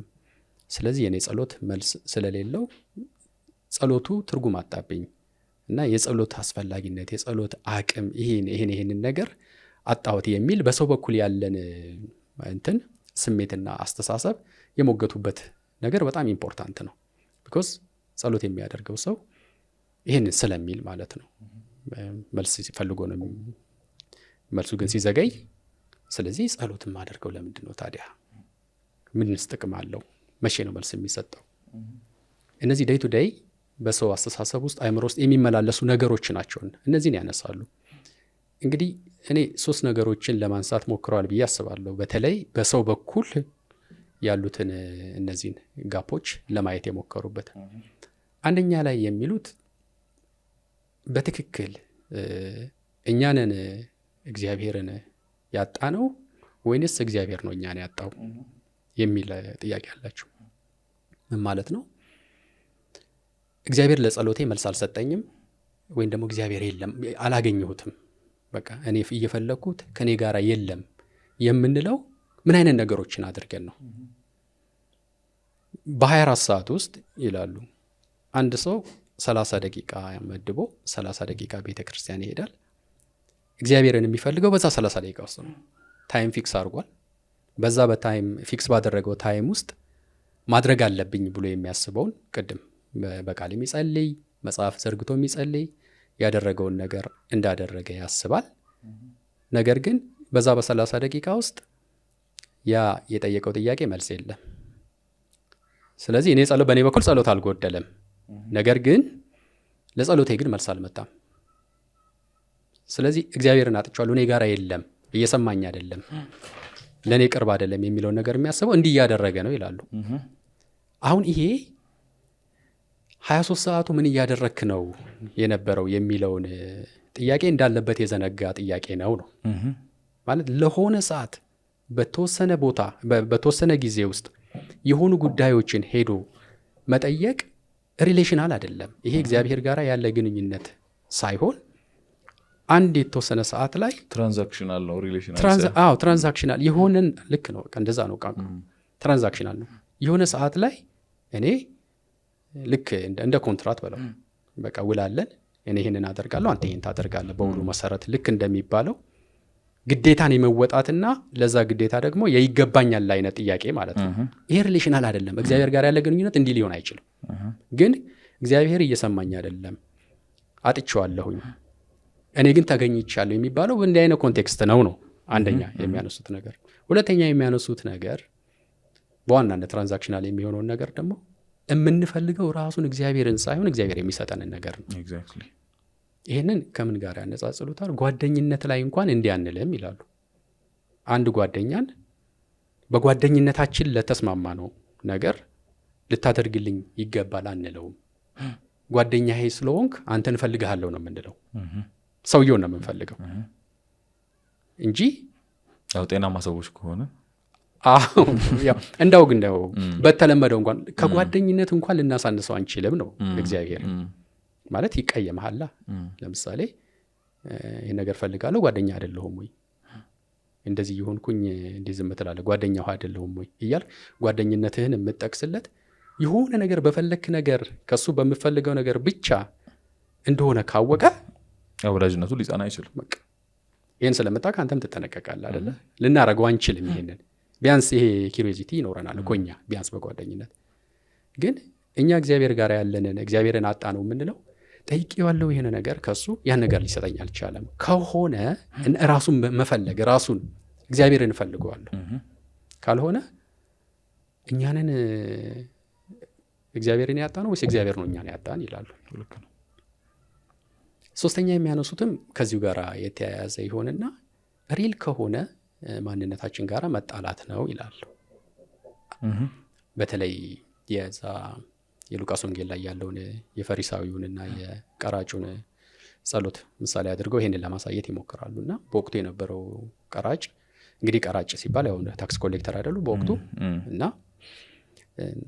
በባህሪያቸው ጨካኝ የሆኑ ህዝቡን ሲያስጨንቁ የነበሩ ሰዎች፣ አበዳሪዎች እንደዚህ ስለሆኑ የእግዚአብሔርን ሕግ የሚጠብቁ ሳይሆኑ ህዝቡን የሚያስጨንቁ ስለሆነ እንደ ኃጢአተኛ ነው በዛ ዘመን ሲቆጠሩ የነበሩት እና አሁን ያ ሰው እግዚአብሔርን የሚያመልኩ አይሁዶች ወዳሉበት ወደ ምኩራብ ወደሚጸለይበት ቦታ መጣ። እዛ አባል የሚሆንበትን ነገር የሚያደርግ ሰው ሳይሆን ውጭ ያለውን ስራ የሚሰራ ሰው ነው። ፋዘር አንቶኒ እዛ ጋራ አንድ የሆነ ኢማጂኔሽን አላቸው። ሊመጣ የቻለበትን ምክንያት ኢማጂን ያደርጋሉ። ሊመጣ የቻለው ነገር እዛ ቤተ መቅደስ ምኩራቡ የጸሎት ቦታ ላይ አባል ስለሆነ መምጣት ያለበት ሆኖ ሳይሆን እንዲያመጣው ያደረገ የሆነ ነገር መኖር አለበት። እዛ ቦታ ላይ አንድ የጎደለው ሌላ ቦታ ላይ ሊያገኘው ያልቻለውን የጎደለውን ነገር የሚያገኝበት አንድ የሆነ ቦታ አድርጎ ስሎታል ያንን ምኩራብ። ሌላ ቦታ የማይጠይቀውን እዚህ ሊጠይቀው የሚችለው ያ ደግሞ ምንድነው? ሜርሲ ነው፣ ምህረት ነው። የምህረት ቦታ ነው የሚለውን ነገር አስቧል። እሱ አባል አይደለም፣ ውስጥ አይደለም፣ ውጭ ነው ያለው። ግን ዋና መገለጫው እዛ ያለው ነገር ምህረት ነው የሚለውን አስቧል። እና ይህንን ሊያስብ የቻለበት ምክንያት የሚያስጨንቃቸው ሰዎች፣ ያበደራቸው ሰዎች ምናልባት እሱ በሚያደርገው ነገር ላይ ፊታቸው ላይ የሚያየው ነገር አስጨንቆት ቢሆንስ? አንድ አይነት የመራራት ነገርን ከውስጡ እንዲያመነጭ የሚያስገድደው ነገር ፊታቸው ላይ አንብቦ ቢሆንስ? ልክ እንደዛ ሁሉ ምህረት የሚባል ነገር አለ፣ እሱም ለእኔ ያስፈልገኛል ብሎ የሃይማኖት ቦርደርን አልፎ እውነተኛ ምህረት ያለበት ቦታ ላይ ሄዶ ከዚህ ከእውነተኛ ምህረትን ጠየቀ ይላሉ እሳቸው። በአባልነት ደግሞ እዛ በሌላው ሳይድ የሚጸልይ ደግሞ እኮ አንድ አይሁዳዊ አለ። እሱ ደግሞ አባል ነኝ፣ የተቀመጠውን ሕግ ሁሉ ፈጽም ያለው ምንም የቀረ ነገር የለም፣ እንዲያውም እንደዛ ያላደረከኝ ብሎ ሁሉ ተሳልቆበታል እኮ። አሁን ያ አይሁዳዊው ይሄና ይሄ ቀራጩ ባለው በሚመስለውና ተቀባይነት ባለው በሚመስለው ነገር ውስጥ ያለው የሚመስለው አይሁዳዊ ነው አይደለ? የተገረዘ አባል የሆነ ሕጉን ስርዓቱን የሚጠብቅ። ውጭ ያለው የሚመስለው ደግሞ ይሄኛው ነው። ውጭ ያለው የሚመስለው ውስጥ ያለውን ባህሪ የተረዳው ግን ውጭ ያለው ነው። ስለዚህ ማን ነው ውስጥ ያለው ይላሉ። ውስጥ ያለው ማን ነው? ስለዚህ ውስጥ ሆነን ውስጥ ያለውን ሪያሊቲ የማንረዳ ከሆነ የምህረት ቦታ የማንረዳ ከሆነ ውጭ ነን፣ ውስጥ አይደለንም። ስለዚህ ራሳችንን ሪል የሆነ የኛን እውነተኛ ማንነት ያወቅነው ይመስለንና ግን አናቀው። እግዚአብሔርን አጣነው የምንለው ውስጥ ነን ብለን ነው፣ ግን ውስጥ አይደለንም። ልክ በተወሰነ ሰዓት ሄዶ በ30 ደቂቃ ውስጥ አጣሁት እንዳለው ሰው ሁሉ ውስጥ ሆኜ አጣሁት የሚለውም ሰው ያላወቀው እሱ ውስጥ አለመሆኑን ነው። ውስጥ ያለውን ባህሪ አልተላበሰም። ውስጥ ያለውን ነገር ያከበር አይደለም፣ ለዛ የተገዛ አይደለም፣ ስሪቱ ለዛ አይደለም። ውስጥ ያለውን ነገር የተረዳው ውጭ ያለው ሰው ነው። እነዚህን አይነት ነገሮች ይዘን ነው እግዚአብሔርን አጣ ነው የምንለው። ግን የጠፋ ነው እኛ ነን ነው። አሁን አብሰንስ ኦፍ ጋድን መጀመሪያ ላይ ያነሱበት ነገር ኢምፖርታንት የሚሆነው ከዛ አንጻር ነው። አለን ብለን እናስባለን እንጂ አለን ወይ? እስቲ ምን የትኛው ነገራችንን ነው? ይሄ እኮ እንግዲህ ያው የማይመለከተው አካል የለም አይደለ? አሁንም ቢሆን ጉዳዩን ካነሳ ነው ቤተክርስቲያን ውስጥ በአገልግሎትም ያለን ምእመናንም የተለያየ ኃላፊነት ደረጃም ያለን ቤተክርስቲያን ውስጥ አለን የምንልበት ነገር ምንድን ነው? አንዳንዱ የሆነ ሰዓት በቀን እሄዳለሁኝ፣ እሁድ አስቀድሳለሁኝ፣ ወይም ደግሞ አገልጋይ ነኝ፣ የቤተክርስቲያን ስብከተ ወንጌል ውስጥ አለሁበት፣ ሰበካ ጉባኤ ውስጥ አባል ነኝ ብሎ ሁሉም በየራሱ የሚጠቅሰው ነገር ይኖራል። ያ ስለኛ መኖር እዛ ቤተክርስቲያን ውስጥ ስለኛ መኖር እርግጠኛ ያደርገናል ወይ ነው። ያንንስ መኖር እርግጠኛ ነን አለን ብለን አስበን ጸሎት ስናደርግ ግን እግዚአብሔርን አጣ ነው ያስብለናል ወይ? ራስን መመርመር፣ በደንብ ሁኔታዎችን ማወቅ ያስፈልጋል። ሪል የሆነ ፕሬዘንስ የኛ መኖሩን ያስፈልጋል። በቃ ሪሌሽናል ነው ካልን ከእግዚአብሔር ጋር ያለ ህብረት ነው ግንኙነት ነው ካልን ያ ግንኙነት አለ ወይ ነው። ያ ግንኙነት ከሌለ ያንን ግንኙነት ያጎደለው ማን ነው ነው? እኔ ነኝ ያጎደልኩት ወይንስ እግዚአብሔር ነው ያንን ግንኙነት ያጎደለው? እና እነዚህ አሰምሽኖች በሰው ዘንድ ያሉት በአማንያን ዘንድ ያሉት አሰምሽኖች ቼክ መደረግ አለባቸው። እርግጠኛ የሆነባቸው ግን እርግጠኛ ልንሆን ማንችልባቸው ነገሮች ናቸው። ይሄንን ካወቅን ሶሉሽኑ ያው ወደ ሁለተኛ ይመጣል። ሞስት ፕሮባብሊ የምንደርስበት ኮንክሉዥን ከውጭ ያለንና ማንኳኳት የሚገባን እንደሆነ ነው የሚነግረን። ይሄ ሶሉሽኑ ነው። ማንኳኳት ነው የሚገባን። ቤቱ የምህረት ቤት ነው፣ እኛ ግን ምህረት አናቅም። ቤቱ የፍቅር ቤት ነው፣ እኛ ግን ፍቅር አናቅም። ውጭ ነን። ቤቱ የሰላም ቤት ነው፣ ግን ሰላም የምናቅ ሰዎች አይደለንም ውስጥ ያለ ነው። ስለዚህ ሰላም የማናቅ ሰዎች የሰላምን ቤት ቤተኛ ነን ልንል አንችልም። በቃ ሊሆን አይችልም። በጣም ክሪቲካሊ ወደ ፍሮንት ቴብል ያመጡት የሚመስለኝ ይሄንን ነው። ማለት ይሄንን በየትኛውም ሃይራርኪ ሊሆን ይችላል ያለ ሰው ገሸሽ ሊያደርገው አይችልም። ስለዚህ ሁላችንም ልናንኳኳ ነው የምንችለው። ከውጭ ሆነን ልናንኳኳ ነው የሚገባን። ስናንኳኳ ወደ ውስጥ ያለው ሪያሊቲ እንገባለን። ውስጥ ያለውን ሪያሊቲ እናከብራለን። ያ ውስጥ ያለው ሪያሊቲ ሪል ፕሬዘንሱን እንድናውቅ ያደርገናል። የእግዚአብሔርን እውነተኛ ማንነቱን፣ የእግዚአብሔርን እውነተኛ ባህሪውን። እንግዲህ ከዚህ በኋላ የምናነሳቸው ነገሮች አሉ አይደለም? ጸሎት ሲደረግ እንዲህ መሆን አለበት። አሁን ቅድምም ስትለው ነበረ ለዘላለም የሚኖር እግዚአብሔርን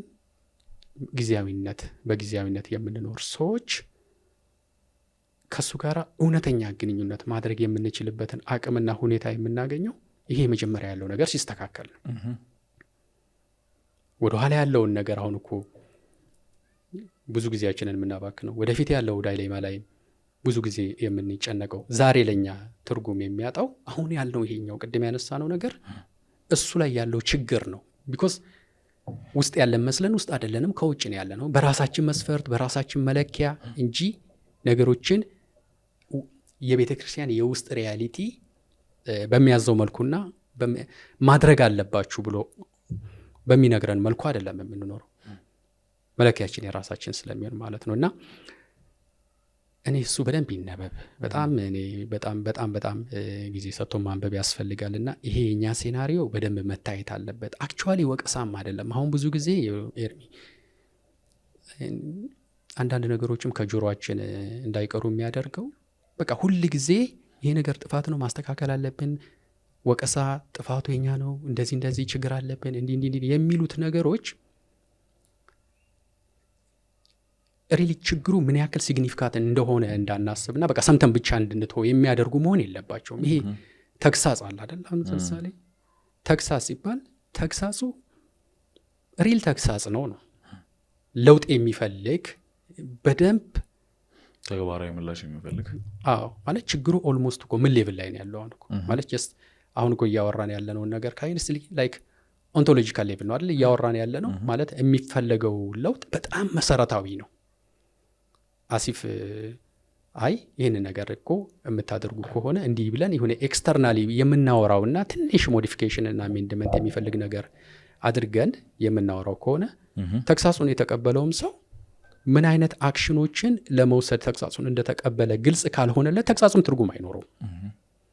እና ዲፕሊ ነው ጉዳዩ መታሰብ ያለበት።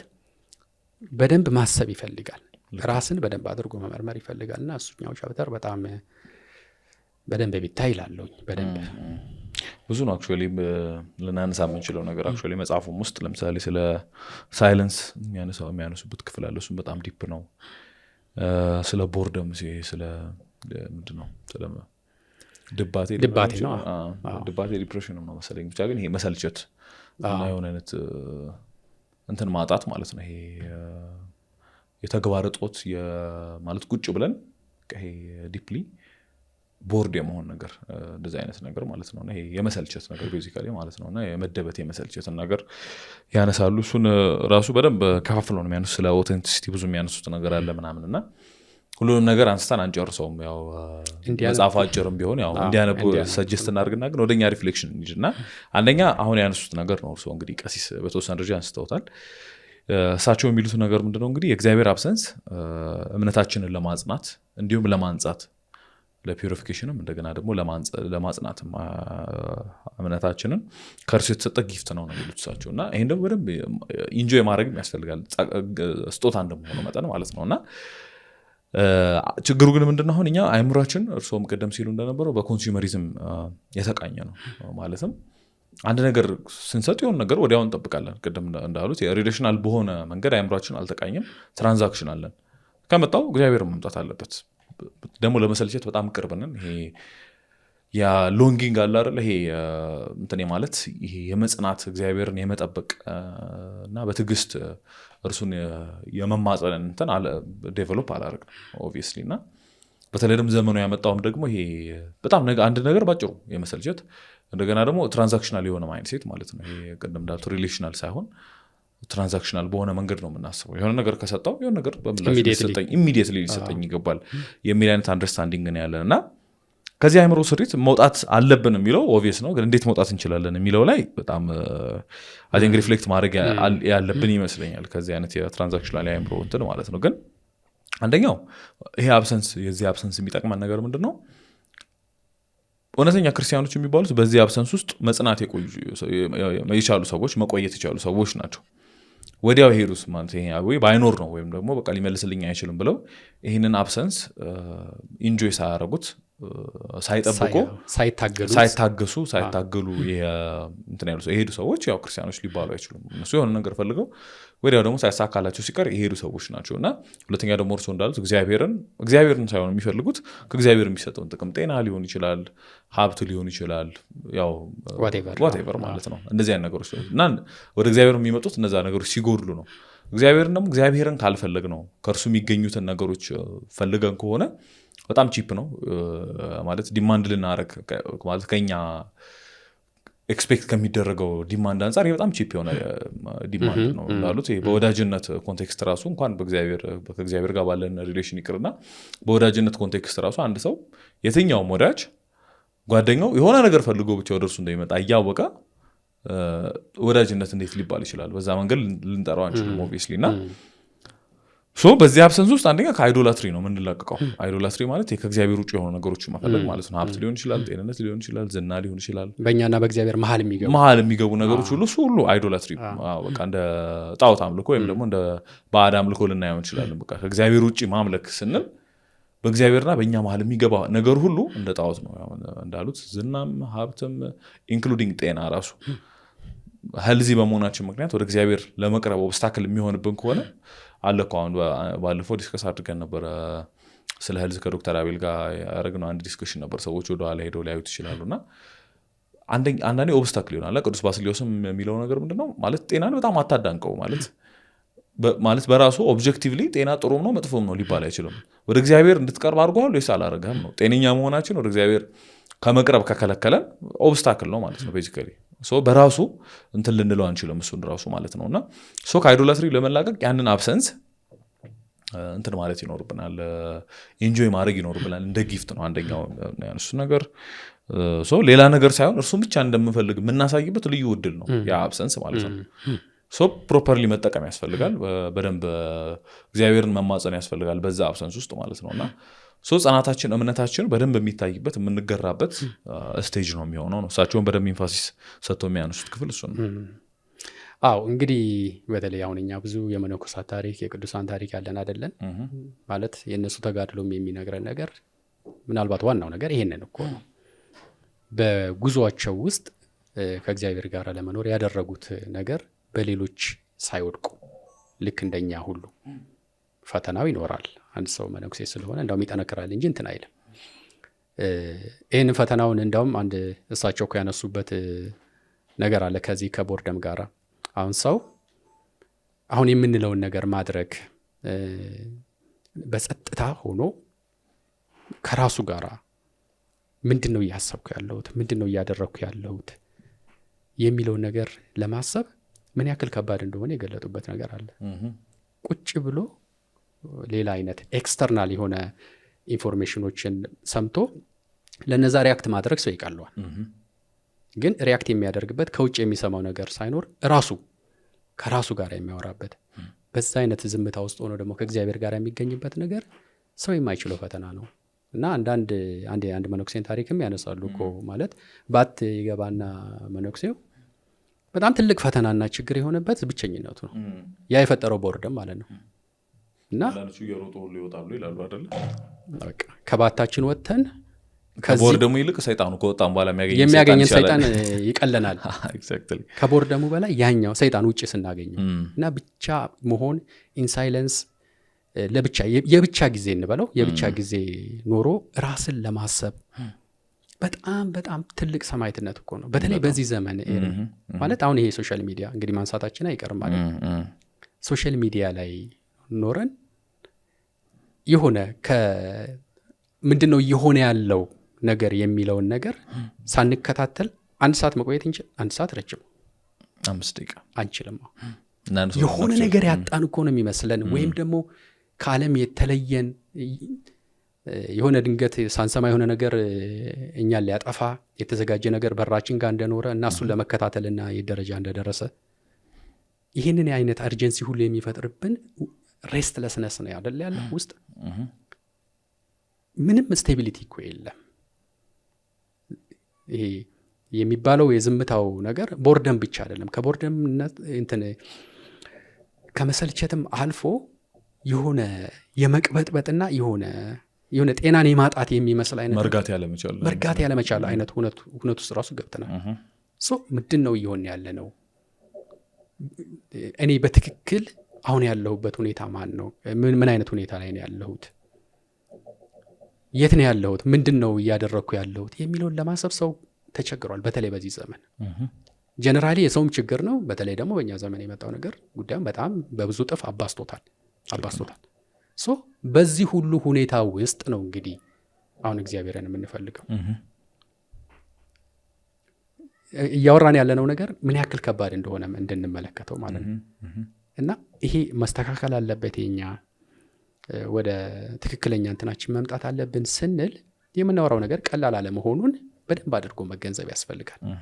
ስለዚህ ይሄ ሰክኖ ከእግዚአብሔር ጋር የምንፈጥረው ግንኙነትና የሚገለጥልን ነገር የሚያመጣውን ነገር የምናይ ከሆነ ከዚህ ከማየቱና ከመገለጡ በፊት ያለው አሳይመንት ምን ያክል ከባድ እንደሆነ አለማጤን ትልቁ ችግር ነው። በጣም ትልቁ ችግር ነው። እና ያወራሉ 5 ደቂቃ ሳይለንስ ስለ 5 ደቂቃ እንመጣበታለን። እሱ ፖይንት እንደዛ ነው እና ቀላል አይደለም። እንትኑ ልፈልጌ ነው። እሺ ሶስተኛ ፖይንት ደግሞ ምን አነሳው? እሳቸው አንድ የሚያነሱት በጣም ጥሩ ነጥብ ምንድነው? በጸሎት ጊዜ ስሜቶቻችን ለእውነቱ ተገዢ መሆን እንዳለባቸው ያነሳሉና ተቃራኒው እንደማይሰራ የሚያነሱበት ክፍል አለ። አንደኛ ስሜቶች ስቴብል አይደሉም፣ ዲሰፕቲቭ ሊያታልሉን ይችላሉ፣ ሊያጭበረብሩን ይችላሉ። በጸሎት ጊዜ እውነትን ኮንፍሮንት የማድረግ ድፍረት፣ ወኔ፣ ከሬጅ ያስፈልጋል። አንደኛው የሚያነሱት ነገር ማለት ነው። እና እንዴት ነው ራሳችንን አሁን የምንኖርበት ዘመን አንድ ነገር if it feels good do it በቃ ወይም ደግሞ አንድ ነገር ጥሩ መሆኑ የሚታወቅ ጥሩ አክቹዋሊ ሊባል ራሱ አይችልም፣ ግን ላይክ ጥሩ ከተሰማን ወይም ደግሞ ይሄ ጥሩ ተሰማን ካለን አንድ ነገር ለማድረግ በቂ ጀስቲፊኬሽን ተደርጎ ስለሚታሰብ ማለት ነው። አሁን በምንኖርበት ፖስት ሞደርን በሆነ ዓለም ውስጥ ማለት ነው። እና ራሳችን እንዴት ነው ለእውነት የምናስገዛው? እውነት እንዴት ነው ኮንፍሮንት የምናደርገው የሚለውም አንድ የተወሰነ ሪፍሌክት ማድረግ የሚገባ ነጥብ ይመስለኛል። እና ምክንያቱም አሁን ጸሎትን ለምሳሌ ስንመለከት ሌሎቹ ጋር ስንመለከት ጸሎትን በቃ ሜርሊ ኤክሳይትመንት መፍጠሪያ ከጸሎት በኋላ የሚገርም በቃ ደስታ ውስጥ ኤክሳይትመንት ውስጥ ገባን የሚሉ ሰዎች አሉ። ይሄ ኢሞሽናቸው በጣም በቃ ኢሞሽናሊ በጣም ኤሌቬትድ እንደሆኑ አድርገው የሚናገሩ ሰዎች አሉ፣ ብዙ የተለያዩ ሰርክሎች ስንመለከት ማለት ነው። እና ይሄ ከሆነ ግን ጸሎትን ለምሳሌ ጥሩ እንዲሰማን ወደ ማድረግ ሬዲዩስ ካደረግ ነው ወደዛ ፎርም ካመጣ ነው ቤዚካሊ እንትኑን ኮራፕት አድርገናል ማለት ነው። ከዛ በኋላ ጸሎት ብለን ልንጠራው አንችልም ነው። እሳቸው ወደ ጸሎት ውስጥ ከገባን በኋላ ወደዛ ወደ በሩ ከገባን በኋላ ወደ ኢንትራንሱ ካለፍን በኋላ እውነትን ኮንፍሮንት ካላደረግን ጸለይን ማለት አንችልም። እውነትን ኮንፍሮንት ማድረግ ነው። እውነትን እንደ ኦንቶሎጂካል ሪያሊቲ ነው ኮንፍሮንት የምናደርገው። እውነት ስንል ደግሞ እውነት ጌታችን ኢየሱስ ክርስቶስ ነው እና እሱን ኮንፍሮንት ማድረግ አለብን እሱን ኢንካውንተር ማድረግ አለብን እውነትን በራሱ ማለት ነውና እሱን ማናደርግ ከሆነ አልቲሜትሊ ጸሎቱ እንደ ጸሎት ሊታይ አይችልም ነው ሶ ዲፕሊ ቴዎሎጂካል ነገር ነው ሲጋ እየተነሳ ያለው ጀስት ከሴንቲሜንታሊዝም የወጣ ነገር ማለት ነው ከስሜት ከምናምን የተላቀቀ ከሴንቲሜንታሊዝም ወጥቶ አንድ ስቴፕ ከፍ ያለና ኦንቶሎጂካል ሪያሊቲን ኢንካውንተር የማድረግ እውነትን እንደ ኦንቶሎጂካል ሪያሊቲ ኢንካውንተር የማድረግ ነው ከስሜት እውነት ክርስቶስ ነውና እዚህ ላይ የተወሰነ ነጥብ እንበል ኢቭን በሩ ማንኳኳት ሲል በሩ እሱ ነውና ይላሉ ኤግዛክትሊ ምናንኳኳው እኮ በሩ እሱ ነው ይላሉ የሱ በርነት የሱ እውነትነት ስላለ እኮ ነው ስላለ ሌሎች ነገሮች ሁሉ ዲሴፕቲቭ የሚሆኑት ይሄን ኢሞሽንን ትሪገር የሚያደርጉን ያኔ በሆነ ወይ በደስታ የምንበለው በምንም ወይ የምንላቸው ነገሮች ጊዜያዊ ይሆኑና ከዛ በኋላ ይጠፋሉ መታወሳቸውም አይኖርም ከዛ በኋላ አሁን እነሱን እንደዚህ መታወሳቸውም ለማይኖር ነገር ጊዜያዊ ለሆኑ ነገሮች ማግኛ የምናወለው ነገር አይደለም ጸሎት ስንል በጣም የከበረ ነገርና ልዩ ቅዱስ ወደ ሆነ አይነት ግንኙነት ውስጥ የሚያመጣን ነው ከእግዚአብሔር ጋር መኖር ነው ማለት ሲባል እግዚአብሔር አለ ከሱ ጋር መኖር የሚለው ነገር ቲዮሪ አይደለም የሚኖር እውነት ነው የሚኖር ህይወት ነው ቅድም ኦንቶሎጂካል ሪያሊቲ ነው ያልከው ነው ያ ኑሮ የኖሩበት ሰዎች አሉ ያንን ኑሮ የምትኖር ቤተክርስቲያን አለች ያንን ኑሮ እንደ ቤተክርስቲያን አባልነታችን እንኖረዋለን አሁን ይሄ በጣም ቤዚክ ነገር ነው ግን አንድ ሰው ጸሎት አድርጎ በሆነ ወይ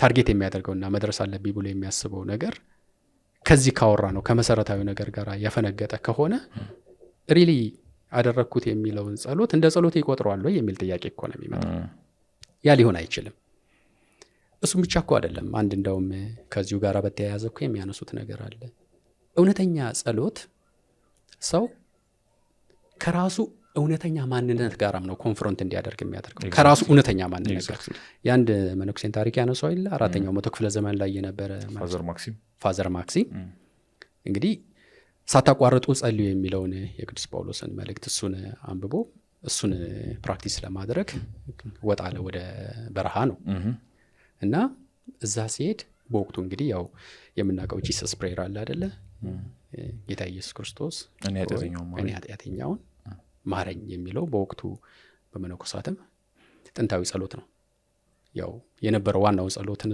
እሱ ነበር የሚጸልየው የሚደረገው እሱ ስለሆነ ያለውም ስርዓት እሱ ስለሆነ እሱ ነው ማድረግ የጀመረው ከወጣ በኋላ ይሄን ቀን ነው ማድረግ የቻለው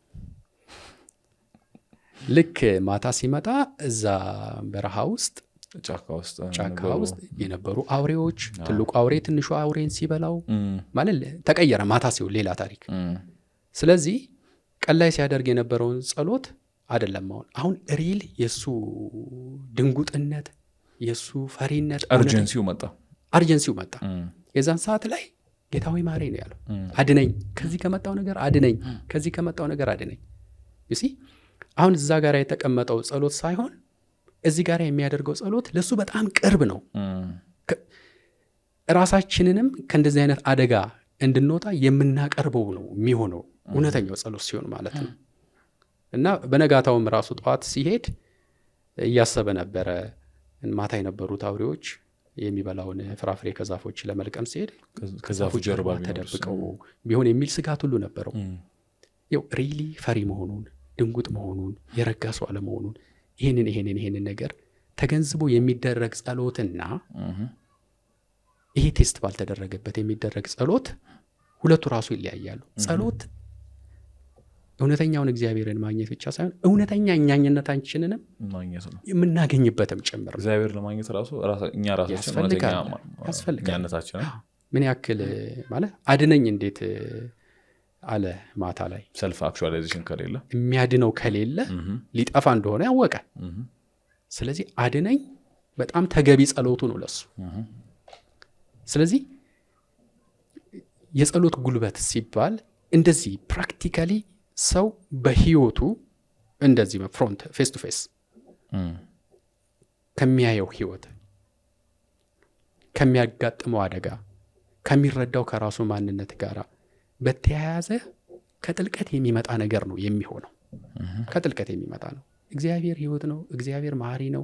እግዚአብሔር ቸር ነው። ቅድም መጀመሪያ ላይ እንዳልነው እኮ ነው ማለት ውስጥ ያለን ይመስለናል፣ ግን አክቹዋሊ ውጪ ነው ያለ ነው። ስለዚህ ውስጥ ያለው ምህረት እናቀዋለን ይመስለናል እንጂ አናቀውም እኮ አናደርገውም። ቴስትም እስኪደረግ ድረስ ስላናቀው ላንረዳው እንችላለን። አሰምሽኖቹ ማለት ነው። አሰምሽኖቹ ግን እንደዚህ አይነት ትራያል ሲመጣስ ሪሊ ምን አይነት ደረጃ ነው ያለው? ኃጢአት ሲመጣ ለኃጢአት መውደቅ ምን ያክል የተጋለጠ እንደሆነ ሰው ያውቀዋል። ከኃጢአት ጠብቀኝ የሚለው ጸሎት ምን ያክል ጉልበት ያለውና አስፈላጊ እንደሆነ ያውቀዋል የዛን ሰዓት ላይ። ጸሎት የሚደረግበት ኮንቴክስት ለሰው በጣም መሰረታዊና ወሳኝ በሆኑ ጉዳዮች ነው። ይሄ ባደጋው ብቻ ሳይሆን እግዚአብሔርንም በማግኘት ብለን ስናስብ እውነተኛውን የሆነውን አምላክ ከሱ ጋራ በመኖር የሚገኘውን ደስታ ሰላም ማግኘት ነው የሚለውን ሪሊ አክቹዋላይዝ የሚያደርግ ነው።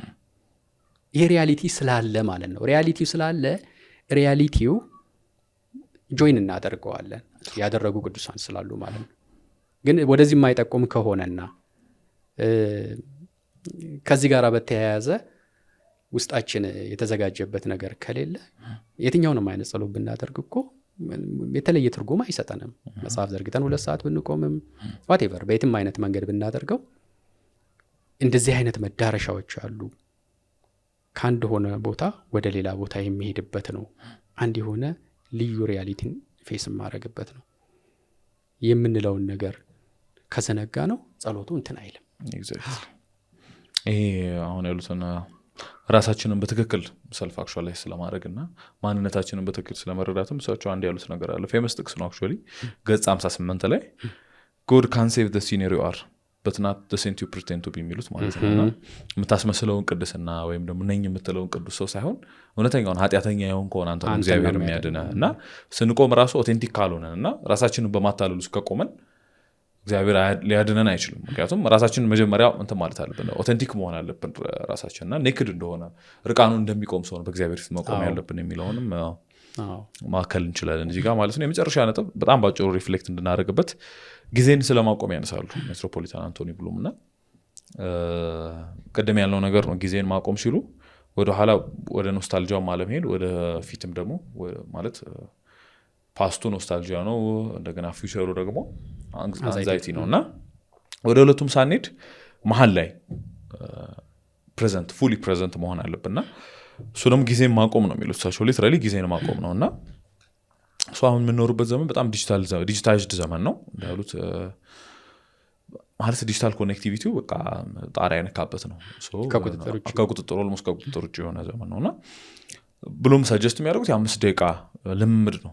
ጀስት የዝምታ የጽሞና የ5 ደቂቃ ልምምድ ነው ከራሳችን ጋር የመሆንና ሁሉንም ነገር ለመርሳት የመሞከር እና ከእግዚአብሔር ጋር ለመሆን የመሞከር የ5 ደቂቃ ልምምድ ነውና ስቲል ግን 5 ደቂቃ ሆኖ ራሱ በጣም ምን ያህል አስቸጋሪ በጣም ረጅም ነው። ኦልሞስት የ50 ዓመት ያህል እንለው እንችላለን በዚህ ዘመን ለሚኖር ሰው ማለት ነው። ምክንያቱም በየቀኑ ስክሮል ሲያደርግ የሚውል ነው፣ የተለያየ መረጃ ሲሰማ የሚውል ነው ምናምንና ሴክሬድ የሆነው ነገር እንዲያድርበት ራሱ አንድ ሰው የተወሰነ ዲታች ማድረግ አለበት ሴኩላር ከሆነው ነገር። ኦብቪየስሊ ማለት ሁለቱ አንቲቴሲስ ስለሆነ ሴክሬድ ለሆነው ነገር አንቲቴሲስ ነው ሴኩላር የሆነው ነገር ማለት ነውና 5 ደቂቃ እንግዲህ ልምምድ ሰጀስት ያደርጋሉ። ምንድነው ይሄን በተመለከተ ምን ነው በዲጂታል ዘመን ይሄን ማድረግ እንዴት ነው የሚቻለው? እንግዲህ በጣም ከባዱ ነገር እሱ ነው ኤርሚ ማለት ያው ሁሉም ሰው ያስተውለዋል ብዬ አስባለሁ። ማለት ትንሽ ከራስ ጋር የመሆን የጸጥታ ጊዜ ማግኘት በጣም ውዱ ጥያቄ አሁን ይሄ ነው አሁን ባለንበት ዘመን ለትንሽ ትልቁ ማለት ነው። በጣም ለትንሽ ትልቁ እውነተኛውና ጤናማው የሆነው ነገር ደግሞ እሱ ማለት ለሰውም ሊጠቅመው የሚችለው ወደ እውነተኛ ማንነቱም የሚመጣው ከእግዚአብሔር ጋር የምንለውን አይነት ግንኙነት ስታብሊሽ የሚያደርገው ይሄ ነው። ይሄ ግን በ5 ደቂቃ ሌቭልም ደግሞ በጣም ቻሌንጂንግ ነው። እሳቸውም ያነሳሉ። አሁን እንግዲህ ያው በዚህ በዲጂታል ዘመን ቢጽፉ ምን ሊጽፉ እንደነበር እንግዲህ ያኔ ገና 2ኛው ደቂቃ ላይ ነው ሰው የሚፈተነው ይላሉ። በቃ 2ኛ ደቂቃ ሰው ዝም ባለበት ሰዓት፣ በሚያስብበት ሰዓት ሌሎች ነገሮችን ሁሉ ትቶ በሚያስብበት ሰዓት ሁለተኛው ደቂቃ ላይ ነው የሚፈተነው። ግን የዚህን አስፈላጊነት አንድ የገለጡበት ነገር አለ ኤርሚ።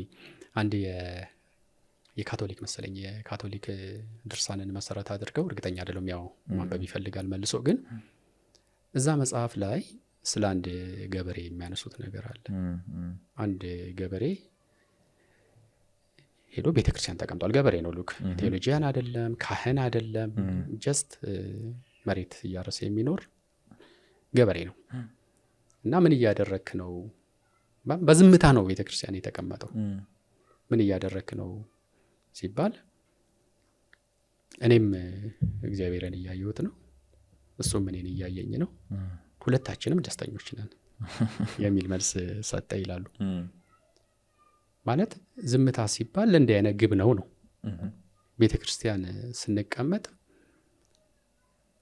ሪሊ በእንደዚህ አይነት ዝምታ ውስጥ ከሆነ መልስ አለው። የግድ ስላነበነብን የግድ እንደዛ ብቻ አይደለም። ያንን ሪሌሽንሺፕ አይደለ እያወራን ያለ ነው። እሱን ስታብሊሽ የሚያደርገው የእኛ ስታተስ መጀመሪያ መምጣት አለበት። እኛ ሳንረጋጋ ነገሮችን ለጊዜው እንኳን መተው የሚለውን ነገር ሳናስብበት በሱ ምንም አይነት ዝግጅት ሳናደርግ 2 ሰዓት ብንቆም ቆመናል ወይ ነው ጥያቄው እኮ። እና የ5 ሰዓት ልምምዷ የመጣችው ይሄ በጣም መሰረታዊ ነው። ሰው መርጋት አለበት። እንዲህ አይነት ነገር ሊያውቅ ይገባዋል። አሁን አንዳንዴ ያው ከዚህ ከሜዲቴሽን ከምናምን ጋራ ከዚህ ከፋሪስት ጋራ የመጣውንም እንትን ወደዛ ደግሞ ኤክስትሪም እየወሰዱት ያበላሹታል እንጂ ቤተክርስቲያን ውስጥ እንደዚህ አይነት ሳይለንስ በተለይ የኛ ቤተክርስቲያን ውስጥ ስትገባ ብዙ ነገር ነው የምታየው። ብዙ ነገሮች ያናግሩሃል አይደለ?